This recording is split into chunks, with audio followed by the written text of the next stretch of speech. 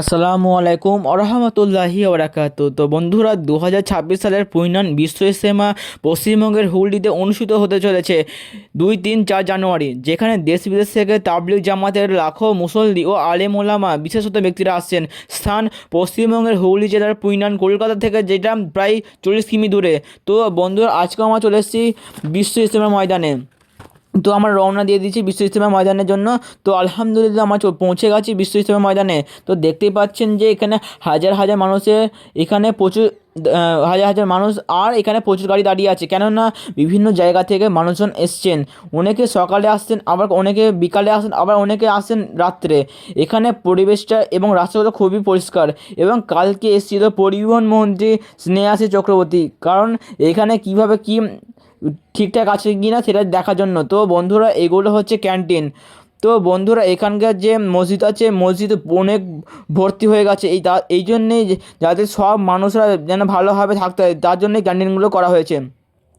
তো এইখানে অনেক জায়গা থেকে মানুষজন এসেছেন, আর দেখতেই পাচ্ছেন যে ক্যান্টিনগুলো কত বড় বড়, আর সব বিভিন্ন জেলার মানুষকে প্রত্যেকটা ক্যান্টিনে ভাগ করা দেওয়া হয়েছে।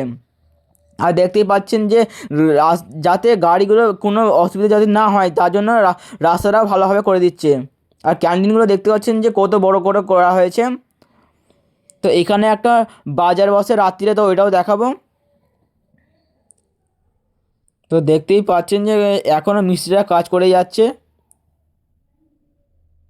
তো কালকেই অনুষ্ঠিত হতে চলেছে পুনানের বুকে বিশ্ব ইজতেমা, অর্থাৎ কালকেই হচ্ছে 2 জানুয়ারি, অর্থাৎ শুক্রবার। তো সকলে আসার চেষ্টা করবেন ইনশাআল্লাহ। তো এই দেখতেই পাচ্ছেন, এটাই হচ্ছে সেই বাজারটা। এবং এই বাজারে বিভিন্ন রকম দোকান বসেছে, যেমন খাবারের দোকান, জামা কাপড়ের দোকান, এবং পাঞ্জাবি পাঞ্জাবি পাওয়া যাচ্ছে বিভিন্ন দামে। তো বন্ধুরা, বিভিন্ন ব্যক্তি মানে কালকে যে বক্তারা আসবেন সেইগুলো তারা হচ্ছেন কাবা শরীফের পেশ ইমাম ডক্টর আব্দুর রহমান আল সুদাইস, আর আসছেন জনপ্রিয় বাংলাদেশি ইসলামী বক্তা মিজানুর রহমান আজহারি। তো বন্ধুরা, অবশ্যই আসার চেষ্টা করবেন। এবং আমার এই চ্যানেলটা যদি ভালো লাগে ভিডিওটা, তাহলে অবশ্যই লাইক কমেন্ট একটা